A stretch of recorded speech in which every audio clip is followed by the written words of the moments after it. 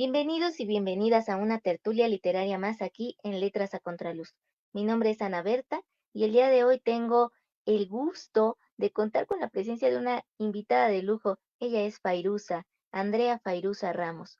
Nació el 29 de marzo de 1991 en la Ciudad de México. Incursionó en el mundo de la escritura desde muy joven. Obtuvo el segundo lugar en el certamen Pluma Joven en San Miguel de Allende 2009 y ganó gran fama en sitios web de creepypastas con fragmentos de El burdel de las parafilias. La influencia de sus relatos ha provocado que su obra recorra toda Latinoamérica y parte de Estados Unidos. Se ha presentado en escenarios de Phil Zócalo y Phil Guadalajara, entre otros. Tiene 3 obras publicadas. Sadi, y corrígeme si los pronuncio mal, por favor, Fairuza. em, Limerencia y otros horrores, y El burdel de las parafilias. Bueno, pues muchísimas gracias por aceptar participar. Disculpa que no pueda acompañarte con el video prendido, pero ahorita tengo que estar guardando reposo por un esguince y no estoy en mi estudio, entonces una disculpa por ello. Y bueno, agradecerte también que hayas aceptado esta cordial invitación. Em, No, no te preocupes, muchas gracias a ti por la invitación. No, no, no, al contrario. Por favor, vamos a iniciar con esta primera pregunta. ¿Qué significa en tu vida la escritura? ¿Qué es lo que te llevó a querer plasmar todas esas historias que estaban viviendo en tu imaginación y pasarlas al papel? Y desde este punto, también, ¿qué significa en tu vida la literatura? Mm, para mí, bueno, conocí la literatura cuando pues estaba en la escuela y empecé a leer estos cuentitos de los libros de español que da la SEP. Y la verdad me gustó mucho, o sea, toda la idea de conocer mundos nuevos, personajes fantásticos, me pareció algo que me llamó la atención, me impactó y desde el comienzo quise crear mis propias historias, mis propios mundos. Entonces, para mí eso es la literatura, la posibilidad de crear universos nuevos. Ok, ok. Eh, Ahora, hay muchos géneros que nos están empapando día con día de todas sus cualidades, de todos esos elementos que van conformándolos. ¿Por qué escribir desde el terror?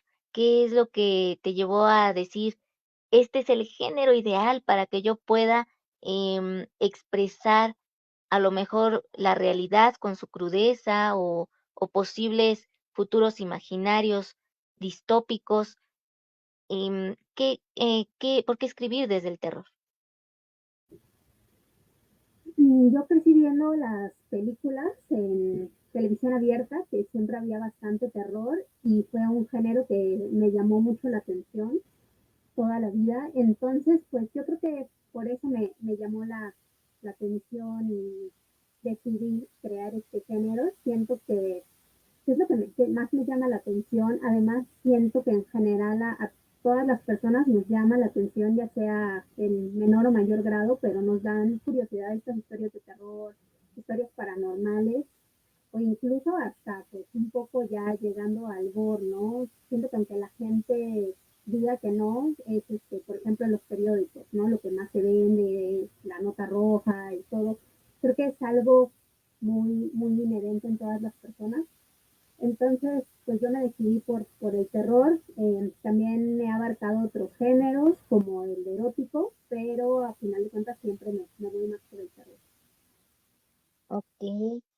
Sí, coincido contigo en que muchas veces, pues el ser humano quiere entender la vida y la muerte, ¿no? Y en este sentido, esas notas rojas, eh, pues, adentrarse en toda esa violencia que hay detrás y que parece ya estar desde el nacimiento en el ser humano, ¿no? Esa tendencia a veces a hacer daño a otros, ¿no? ¿Qué pasa en ese punto donde no se hace un equilibrio entre la bondad y la maldad en un individuo y se enfoca más hacia lo siniestro? ¿Cómo lo percibes tú?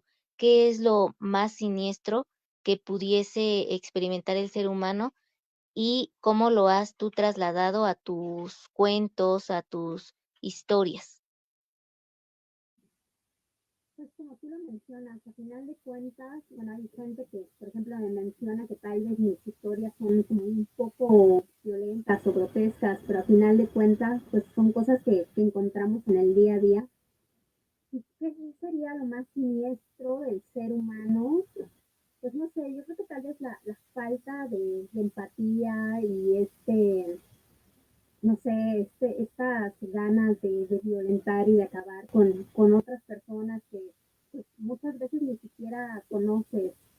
Entonces siento que esos impulsos violentos es de lo más siniestro que tiene el ser humano y la falta de empatía hasta hacia su propio este, Exacto.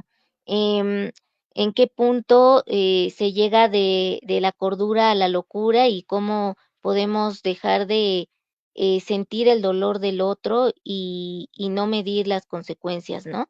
En este punto, a partir de este sentido que ya nos has planteado de por qué dedicarte al género del terror y lo que puede ser lo más siniestro en el ser humano, ¿qué buscas transmitir a tus lectores?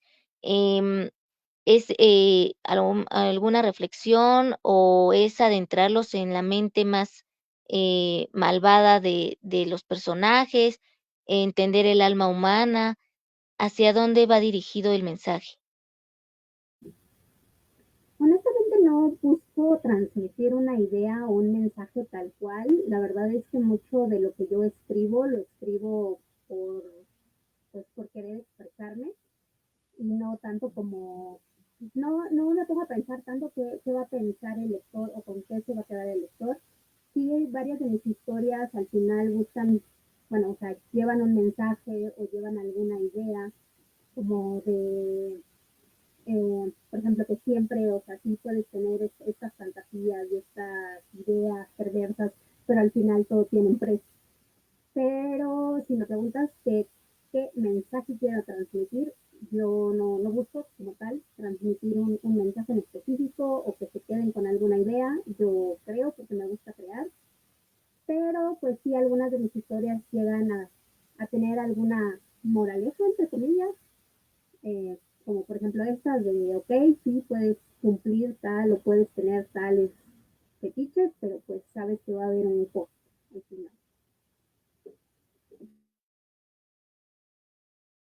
¿A qué autores considerarías tus referentes literarios y por qué? Um, pues crecí leyendo Stephen King, fue de mis primeros autores favoritos, pero siento que quien más me ha influenciado es Anne Rice, pero más que su saga vampírica con su saga erótica, que es la saga de la Bella Durmiente. También soy muy fan del Marqués de Sade,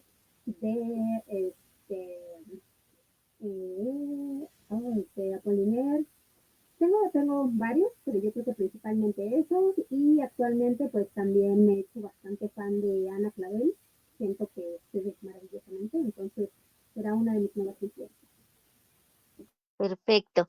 Em, en este ir y venir entre autores, ¿alguno que sea contemporáneo de este momento que también admires y que hayas conocido en algún encuentro literario y que te haya impresionado tanto que esa imagen que dejó en tu imaginación no se ha borrado? ¿Quién podría ser? Pues he conocido bastantes escritores en los últimos 2 años. Yo creo que, pero sí, la que me impresionó muchísimo más fue Elizabeth Borneo. Ella escribió un libro que se llama Bestia, que es un poco, bueno, es autobiográfico de una situación de violencia que ella vivió y me fascinó su visión, su forma de narrar, me pareció espectacular, la verdad, además la visión que ella tiene, o sea, siento que algunas obras que tratan estos temas pueden como incluso revictimizar a la persona o hacerla ver como una persona con una sola faceta, como una víctima ya, y lo que me gustó de su obra fue que te muestra todo como una persona completa, realmente, no solo solo es esto que le sucedió, sino que es una persona completa que quiere continuar su vida, quiere continuar su sexualidad y tener una libertad, la libertad de seguir con su vida, pero a la vez tiene que pasar muchas trabas. Me fascinó su libro. También conocí a una chica que se llama Blanca Vences. Ella tiene un libro que está completamente por otro camino, que es de Dark Romance. Y también me fascinó mucho cómo manejó ella su historia. Vemos que en la literatura, pues siempre el erotismo va muy pegado también en muchas ocasiones y en muchas historias y autores al terror. Y lo vemos desde la figura del vampiro o de la vampiresa. En este sentido, ¿tú cómo le das esa importancia al erotismo dentro de tu obra cuando está presente el terror o el gore? Pues yo siento que no, bueno, que como tú dices, desde el comienzo del terror han ido de la mano. Siento que a veces la gente, cuando yo le comento que hago horror erótico, se sacan de onda, se sorprenden bastante, piensan que no pueden ir de la mano, pero yo siento que sí. Incluso a mí me gusta mezclar el gore muy explícito con la sensualidad, porque yo he visto mucho gore, pero casi siempre se ve como desde un punto de vista hasta algo misógino, humillante, cuando se intenta mezclar esto. Y yo lo quise hacer desde un punto más sensual, en el que pues todas las partes pueden llegar a disfrutarlo, el lector lo puede disfrutar y no tiene que ser algo grotesco, eh, pues sí visto desde esa perspectiva medio misógina, sino que realmente puede ser algo que pueden disfrutar todos los sectores y incluso los personajes.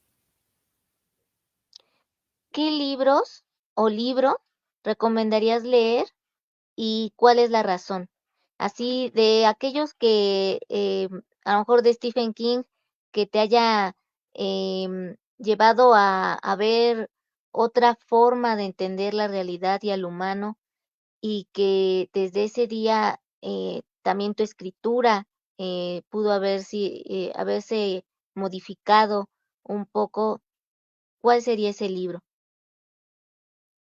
Mm, no sé.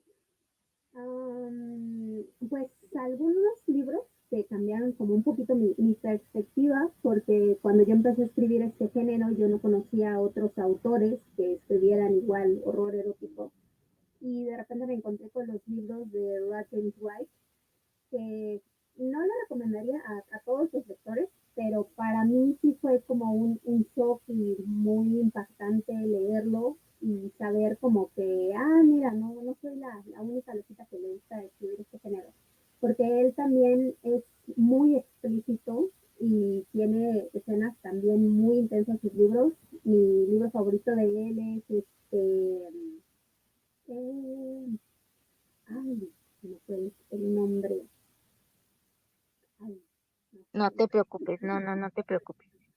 Es Population Zero. Es un libro muy, muy fuerte, no lo recomendaría para cualquier persona, pero si eres un fanático del horror y quieres irte a algo muy extremo que te va a explotar la mente, Population Zero o cualquier libro de James White. ¿Cómo se mezcla la palabra con la realidad? A esto voy con la cuestión de que muchas veces uno se aparta de lo que sucede en el mundo del día a día y se va más hacia lo que uno llega a pensar que podría ser el mundo, y otras veces otros autores dicen, no, sí debe de ser una literatura comprometida, debe de ir en torno a lo que se está viviendo en la sociedad. ¿Tú cómo lo reflejas en tu obra? ¿Cómo se ve plasmada la realidad a través de la palabra escrita de Fairuza? A mí me gusta jugar con la realidad. Sé que a muchos escritores les gusta pues mantener sus historias lo más realistas posibles, ubicarlas en un espacio y tiempo específico, y para muchas personas, escritores y lectores, ese es el único tipo de literatura válida. Pero yo siento que, bueno, para mí siempre la idea fue jugar un poquito con la realidad, distorsionar un poquito lo que puede pasar, hasta las situaciones sociales, las circunstancias. Entonces, para mí es un poco, no, no diría del todo aburrido, pero sí me parece limitante solo quedarte con lo que puede pasar en la realidad, cuando pues tienes una infinidad de posibilidades con las que puedes jugar. Sí, sí. ¿Te parece bien si nos compartes un fragmento de alguno de tus cuentos o alguna de tus obras que tengas a la mano para ir conociendo tu estilo, que te escuchen y que vean cómo vas manejando? Yo me acuerdo que la vez que te conocí fue en el Centro Cultural La Calaca y allá por Revolución y Patriotismo. Y me gustó mucho porque hasta la fecha recuerdo esos ojos azules que eh, el personaje le sacaba, ¿no? Le dejaba solo las cuencas. Y nos impactó tanto a los que estuvimos allí que hasta el día de hoy, bueno, al menos yo te recuerdo como la escritora de los ojos azules que son de la literatura gore. Entonces, no sé si lo tengas a la mano ese o cualquiera que tú hayas pensado.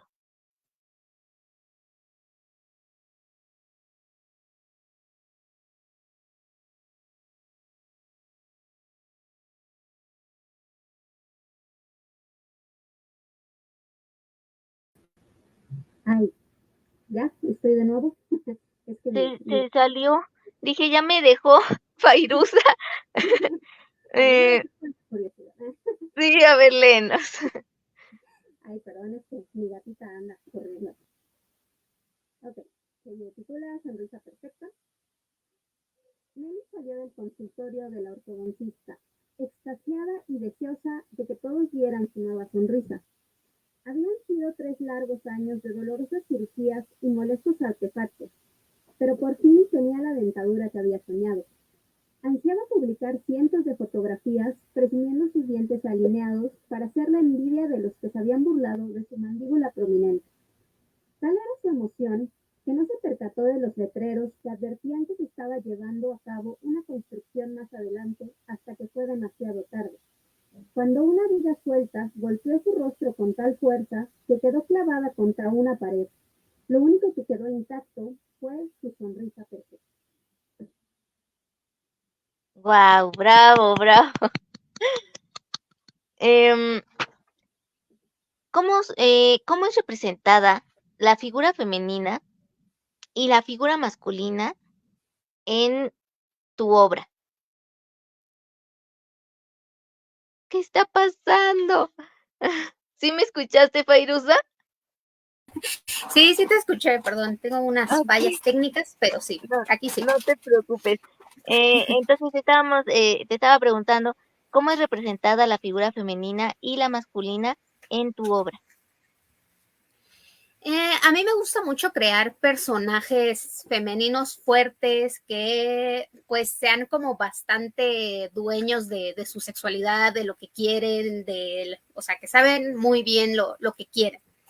Eso es como el tipo de personajes femeninos que me gusta hacer, ya que siento que justo yo consumí mucho terror ochentero, noventero y creo que no se le daba un buen papel a los personajes femeninos, entonces yo quise pues hacer todo lo contrario en mi obra y pues a los personajes masculinos sí me gusta hacerlos un poco más variados, o sea, sí verlos desde varias perspectivas, o sea, ya sea desde el victimario, la víctima, el amigo, varias perspectivas. Un ejemplo de ello en alguno de los cuentos que tienes, ¿cuál podrías mencionar?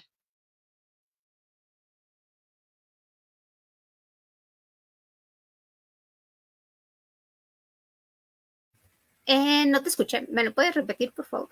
Sí, no te preocupes. ¿Alguno de tus cuentos en donde se vea precisamente esta representación de la figura femenina como la mujer fuerte y la figura masculina como el victimario o la víctima? ¿en cuál podría encontrarse de tu obra? Siento que principalmente en el burdel de las parafilias, la mayoría de las protagonistas son femeninas, incluso pues la dueña del lugar es mujer, y pues igual los personajes masculinos de repente son la víctima, son el victimario. Siento que ahí es justo donde hay donde es una buena representación de esto de las mujeres, porque también he recibido como comentarios de que la gente en pleno 2024 se sorprende que las mujeres escriban horror erótico o libros eróticos en general, cuando pues la verdad es que a mi parecer siento que la mayoría de las escritoras que yo he leído son más diestras en el erotismo que los autores masculinos. Ok, ok. Em, ¿Tendrás a la mano el de los ojos azules? Yo insisto. Claro que sí.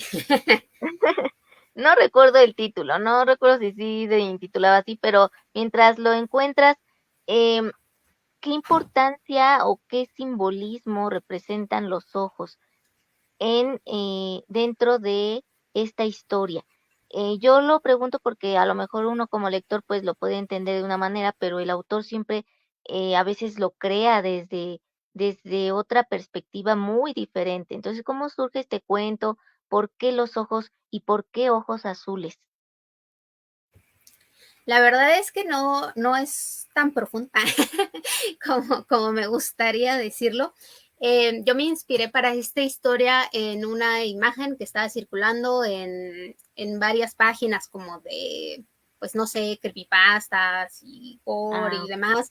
Y era una foto de un ojo azul extraído sobre una mesa, y de ahí como que me salió toda la idea de la chica que se obsesiona con este hombre de ojos azules. mira, nos Ya la acaba de dar un encontré. buen tip.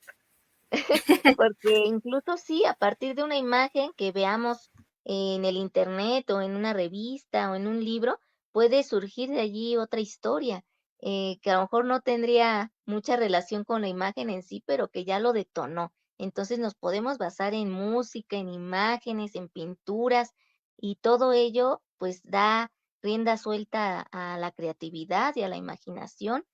Y te iba a preguntar un consejo, ese puede ser uno de ellos. Bueno, más al ratito seguimos con eso. Mientras te dejo nuevamente para que nos puedas compartir la lectura. Sí, claro. Se titula Mírame. Ana tenía los hobbies habituales de la adolescencia. Disfrutaba escuchar música, leer relatos de terror, salir con sus amigos, mirar videos donde desuellan hombres vivos, lo típico.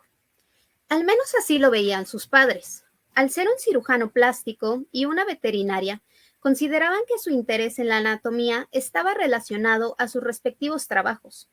Lo que sí hubieran considerado desconcertante de haberlo sabido era la obsesión que tenía con uno de sus compañeros de clase, Franco.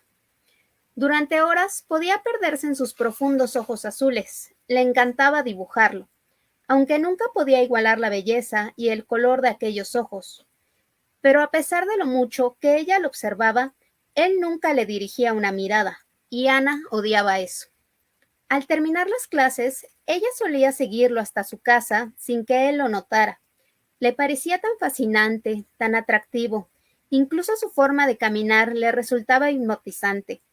Se quedaba fuera de su casa, esperando a que se asomara por alguna ventana o a que volviera a salir para seguirlo nuevamente.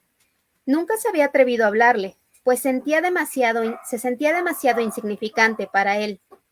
Pero un día eso cambió.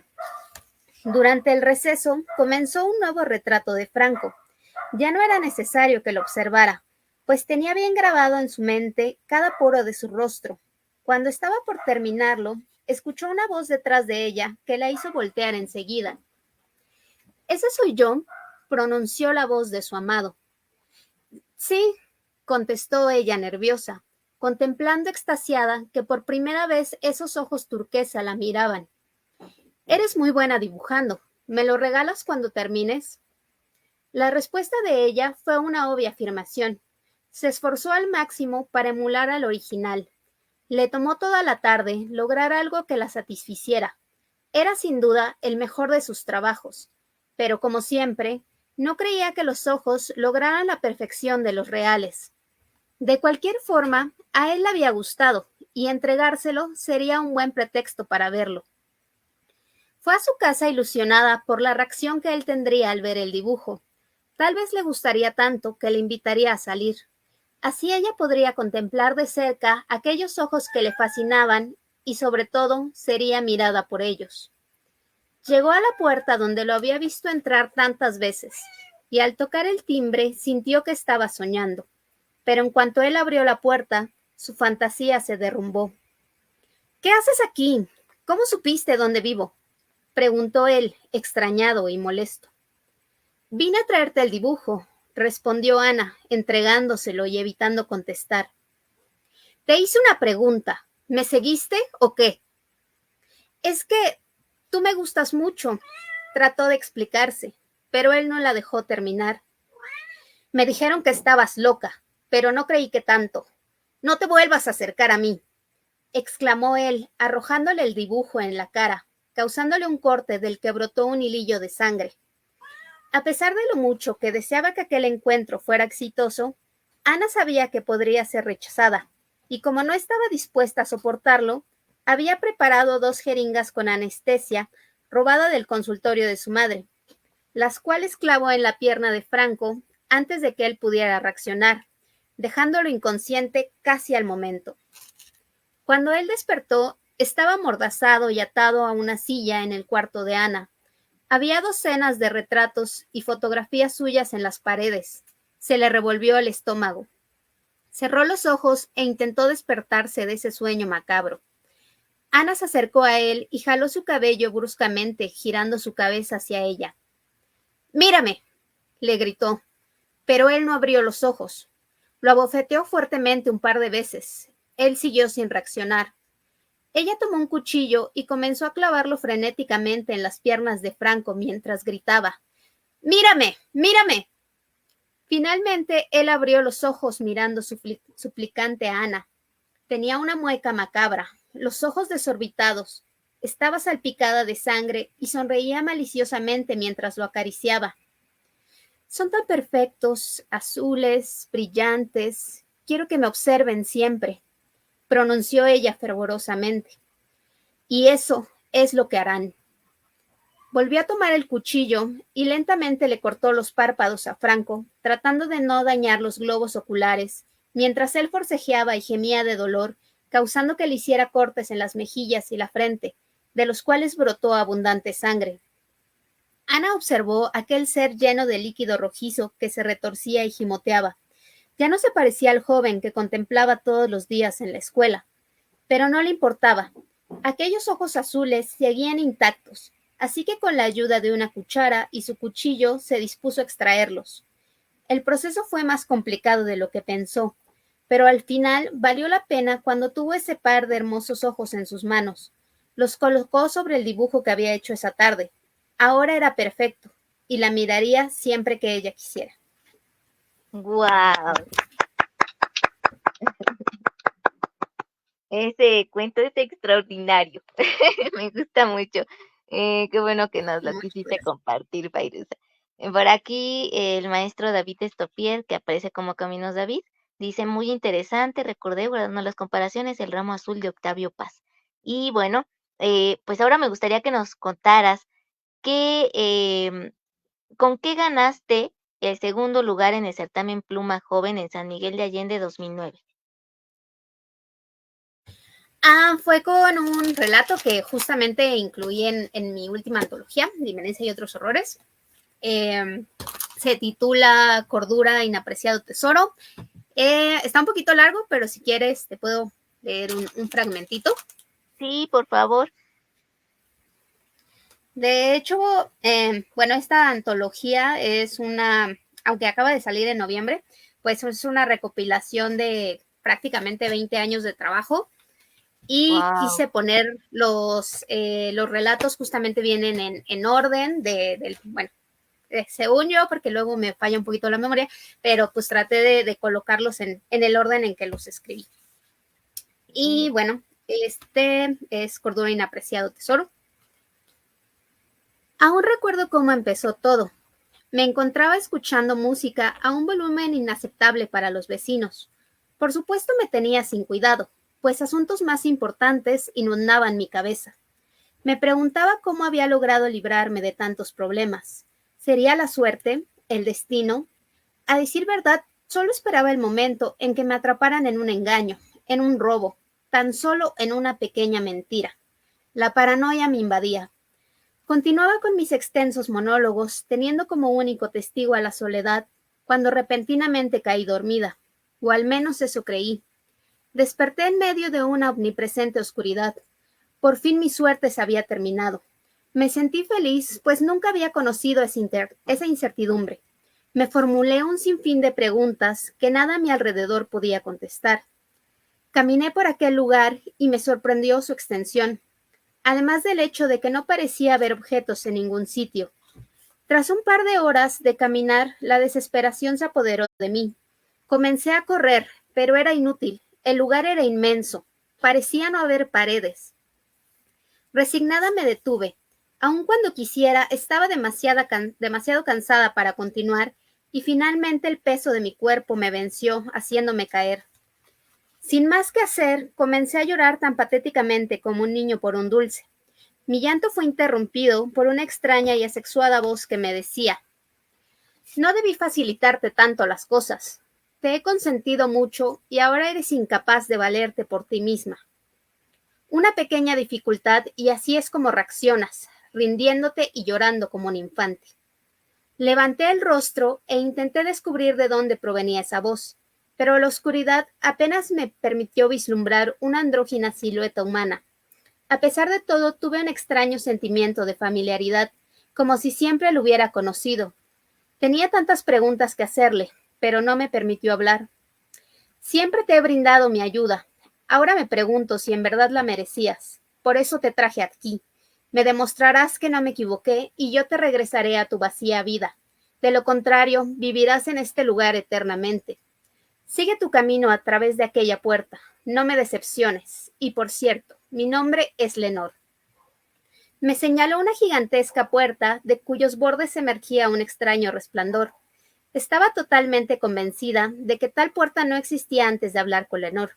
No pude preguntarle nada, pues ya había desaparecido. Caminé hacia la inmensa puerta de madera y noté algunos rasguños en ella y algunas manchas rojizas que preferí no identificar.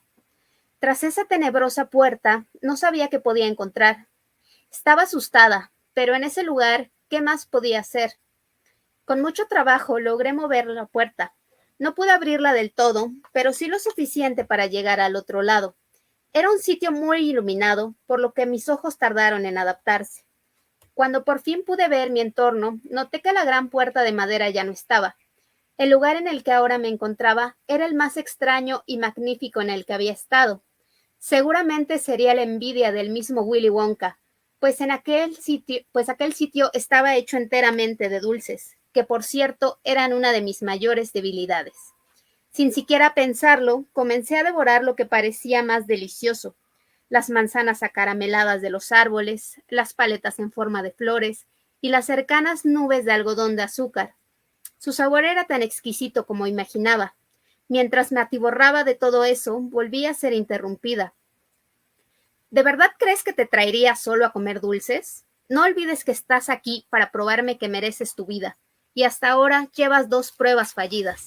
Faltan 2 y te recomiendo que comiences a esforzarte. Busca las siguientes 2 puertas. Y bueno, ahí lo dejaremos.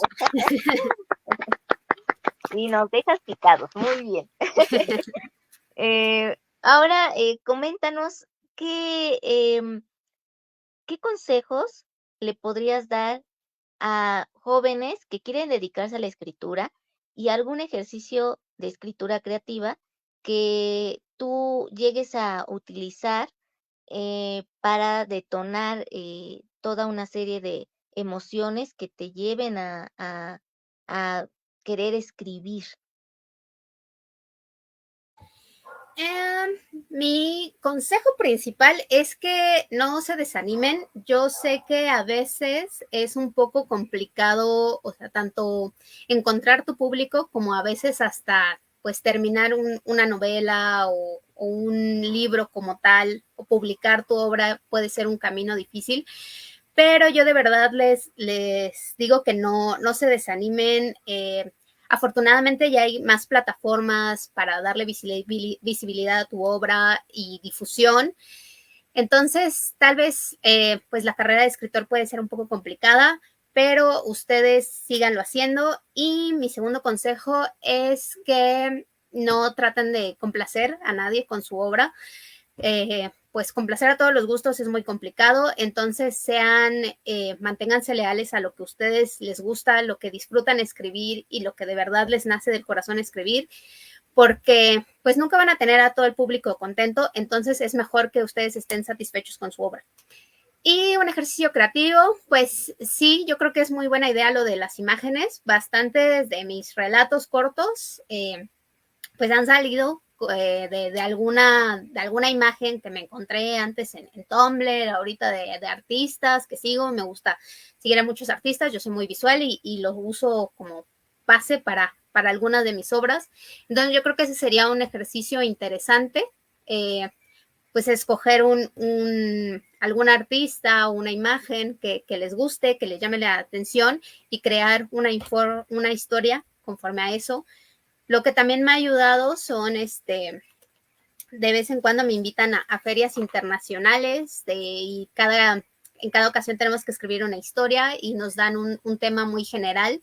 Entonces yo creo que también es eso, como unirse a círculos de escritores y ponerse como que un reto de hoy vamos a escribir acerca de, no sé, gatos y hacer historias de terror con gatos o algo así. Entonces, crear una historia conforme a una imagen o un tema muy específico, creo que es un ejercicio interesante. Muy, muy buenos tips los que nos has brindado, Fairuza. En cuanto a la influencia de tus relatos, que ya ha recorrido toda Latinoamérica y parte de Estados Unidos, ¿cómo llevaste a cabo ese proceso? ¿Qué fue lo que más te satisfizo cuando viste que tu obra ya no solo estaba siendo leída en México, sino en otras partes del mundo? Pues fue algo muy curioso y la verdad es que a veces todavía no lo siento tan real, aun cuando me mandan fotografías de mis libros en otros países e incluso en Europa, pero es muy emocionante. Fue un proceso pues chistoso porque yo comencé a publicar unas historias en internet hace como 12 años. Empecé a publicar algunos de bueno, publicaba ya mis poemas desde que tenía 13 años en foros, antes de que existiera Facebook y todas las redes sociales. Yo los publicaba en foros, pero realmente mi trabajo se empezó a difundir cuando lo publiqué en Facebook, que subí fragmentos del Burdel de las Parafilias y pues explotó. Y lo compartieron en muchísimas páginas, incluso ya hay que podcast, videos de YouTube y mil cosas. Y ya de ahí, pues justo la gente lo siguió buscando y comenzaron a comprar mis libros y de ahí surgió todo esto que me parece increíble que me lean en lugares tan diversos. Te digo que a veces todavía se siente un poco irreal, pero es una experiencia muy padre. La verdad, más que nada, pues recibir las fotos en estos lugares preciosos de todo el mundo. Y que también te mantienes con esa humildad y el talento allí está. Enhorabuena, que siga ese éxito para ti, Fairuza. Con respecto a la FIL Zócalo y FIL Guadalajara, ¿qué anécdotas y experiencias te dejó el poder estar en ferias tan importantes para México? Em, y, ¿Y qué nos podrías dar de consejo cuando como autor, se va a una feria del libro? Pues para mí fueron experiencias muy padres porque incluso gente que ya había conocido mi obra, pero que no conocían al autor porque solo lo vieron en internet, así como que en Facebook. Entonces de repente se acercan así como, no manches, yo leí tu libro hace 8 años, hace 10 años, o bueno, más bien no sabía que era un libro, y ver cómo se emocionan y cómo me cuentan las anécdotas de que lo leyeron cuando iban en la secundaria o cosas por el estilo, me parecen experiencias muy padres. Y yo creo que de las cosas más bonitas que me dejó ir a la FIL de Guadalajara fue que asistió bueno, yo antes encuadernaba mis libros a mano, hacía cada uno, yo los empastaba y todo porque no tenía editorial y no sabía mucho del mundo editorial. Entonces yo hacía mis propios libros y hice como, no sé, yo creo que deben de haber unos 600. Y ya habían pasado varios años de esto. Cuando yo me presento en la FIL, llega una chica con un sadi de los primeritos que hice, y me acuerdo porque incluso el forro era de un color distinto a los que hice después, y además lo tenía todo lleno de post-its de dónde estaban sus partes favoritas, y fue una experiencia muy, muy, muy bonita ver de esos primeritos libros que hice, y que además así le tuviera tanto aprecio como para señalar sus partes favoritas. Yo creo que es de lo más bonito que me ha pasado en mi carrera. Qué maravilla. Y que quieras estar en contacto con el público, ¿no? Que a veces eso se llega a perder y esperemos que siga avanzando tu fama pues tu acercamiento con el público, con los que dan vida a las historias y a los autores. Cuéntanos un poco de Sadi, cómo surge, por qué lo intitulaste así y, y qué es lo que hoy, a la luz de de nuevo día, em, te trae como remembranza Sadi. Sadi está muy inspirado en mis años de adolescencia. Este libro trata de una chica gótica que encuentran crucificada en un parque en una ciudad pequeña muy religiosa. Eh, y pues es eso, o sea, me inspiré mucho porque me crecí sintiéndome el bicho raro. Yo crecí en Guanajuato. Pues no es precisamente un lugar como de pensamiento muy abierto. Ahorita ya un poquito más, pero pues sí hay ciudades donde pues es muy cerrado, y como que si te vistes un poquito diferente o actúas o escuchas música diferente, luego como que te tachan de raro o no hay muy buena aceptación. Bueno, ahorita ya no sé cómo sea. Espero que ya sea un poco más abierto, pero en ese entonces pues fue difícil crecer así.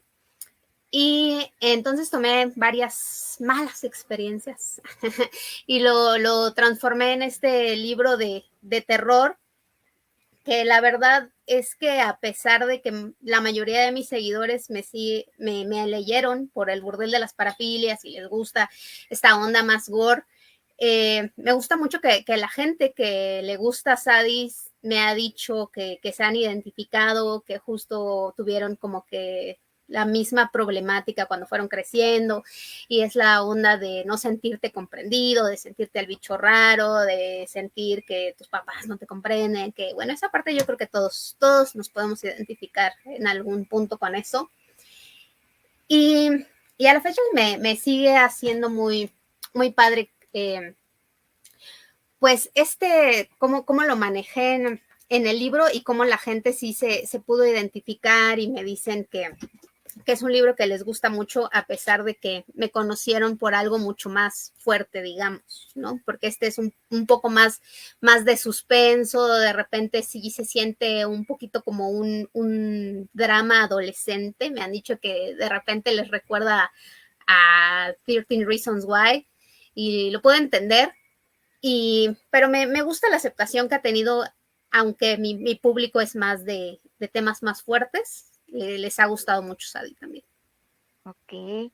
¿Tendrás por allí un fragmentito de Sadi? Sí. A ver, te escuchamos.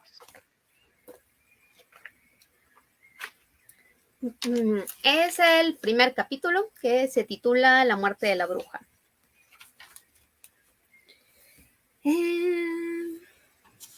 Voy a saltar un poquito porque siento que ya lo he leído tantas veces. Y muy A buenos ver. títulos que eliges también llamativos. Muchas gracias. Muy bien. Una hermosa luna llena y un cielo tan lleno de estrellas como jamás hubo en aquella ciudad eran el complemento perfecto para la muerte de Sadie, la supuesta bruja que mencionaba Amy. Cuando la encontró, la joven de apenas 17 años tenía las muñecas desgarradas.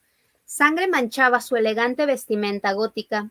Estaba atada a una cruz negra de madera y sobre donde debía estar el corazón habían clavado un pequeño cuaderno morado que apenas podía verse, pues estaba cubierto casi en su totalidad por su largo cabello negro.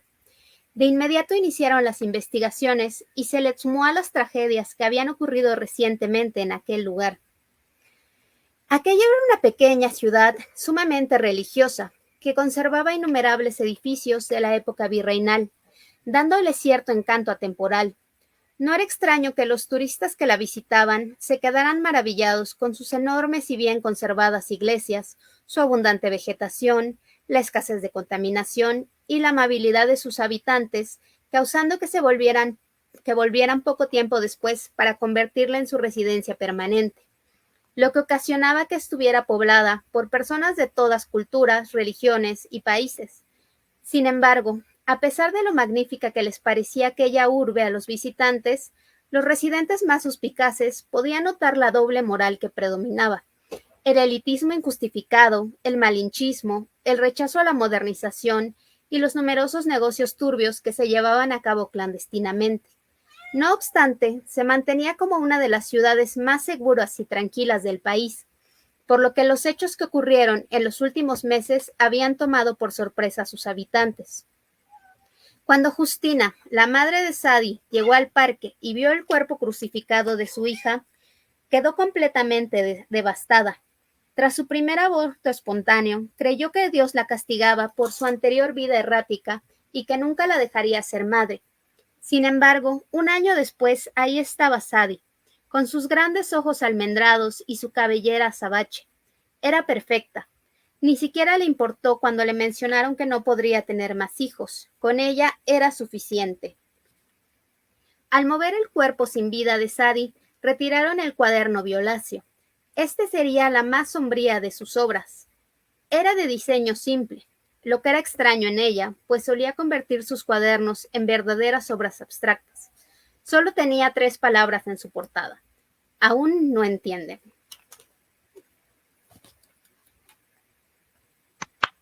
Bravo, Mayrusda. Pues ya para ir terminando, porque el tiempo se nos va volando, pero ha sido un enorme gusto escucharte y que nos pudieses comentar todo lo que forma parte de tu escritura, de lo que te ha llevado a convertirte en escritor, esos autores que te han marcado. Me gustaría que nos terminaras hablando de limerencia y otros horrores. ¿Por qué intitularlo así? Y ¿cómo es que empiezas a redactar este libro? ¿Qué es lo que buscas mostrarnos a través de los personajes y de esas historias que lo conforman? Limerencia y otros horrores es una compilación de gran parte de mi obra, todos mis relatos cortos y algunas de mis poesías, bueno, de mis poemas, que fui escribiendo durante los últimos 20 años. Los primeros poemas los empecé a escribir a los 12 años y pues son pues un poquito viscerales y tenía un poco estos problemas adolescentes de que sientes que tu primer amor es el amor real para siempre y que se te va a ir la vida si no tienes esa persona. Y cuando estaba revisando esta compilación, me di cuenta que este tema del amor que sientes tan intenso y que no puedes vivir sin esta persona es algo que se repite en tanto los poemas como en varios de los relatos, pues sí tratan de amores obsesivos, de gente que cree que no puede vivirse una persona o que llega a las peores consecuencias porque esta persona no quiso estar con él, como vimos en la historia de Mírame con el chico de los ojos azules. Entonces, pues lo que se me ocurrió fue titularle Limerencia, ya que es es justo eso, un amor obsesivo, un amor que ya no es saludable. Entonces, por eso se me ocurrió ponerle Limerencia a mi obra. Y pues obviamente el otros horrores es porque no todo el contenido entra en la limerencia, entonces fue como, bueno, limerencia y otros horrores. Perfecto, excelente. Pues muchísimas gracias por habernos acompañado aquí hoy en Letras a Contraluz, Fairuza. Ha sido un enorme placer. Y bueno, pues compártenos tus redes sociales, donde pueden hallar tus libros. A mí me encuentran en Facebook como Fairuza Escritora y en Instagram, TikTok y Twitter como Fairuza LB. Y pueden encontrar mis libros en Amazon, en Mercado Libre y en Busca Libre, que hace envíos a todo el mundo. En esas tres plataformas se encuentran mis libros y por Amazon y Mercado Libre incluso se los puedo enviar firmados porque yo hago todos los envíos. Entonces, si quieren uno firmado, dedicado, me pueden escribir. Excelente, pues infinitas gracias. Estamos en contacto y bueno, pues también a quienes vieron este video en vivo, a quienes lo ven en diferido, muchísimas gracias por su tiempo, por su atención. Aquí está Fairuza Ramos para que la puedan seguir en sus redes sociales y adquirir sus libros. Ya vieron el talento que tiene y bueno, felicitaciones Fairuza, que siga evolucionando tu prosa y estamos en contacto. Claro que sí, muchas gracias por invitarme. No, gracias a ti por aceptar. Y bueno, feliz fin de semana. Estamos mañana con otra tertulia literaria. Ojalá puedan acompañarnos y hasta la próxima.